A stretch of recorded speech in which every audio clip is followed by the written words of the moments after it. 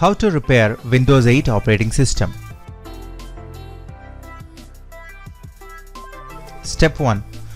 Boot the machine from Windows 8 installation DVD or a Windows 8 system repair disk. Set first bootable device as the CD drive in BIOS.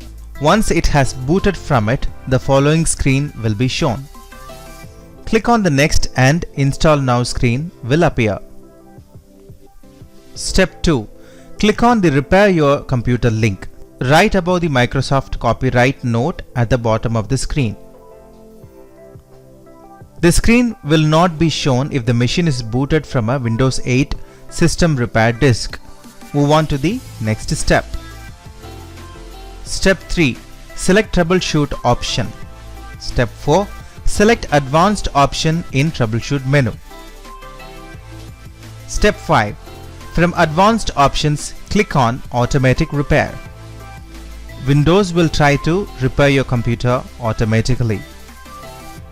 After repairing, PC will restart automatically. And that's how it is done.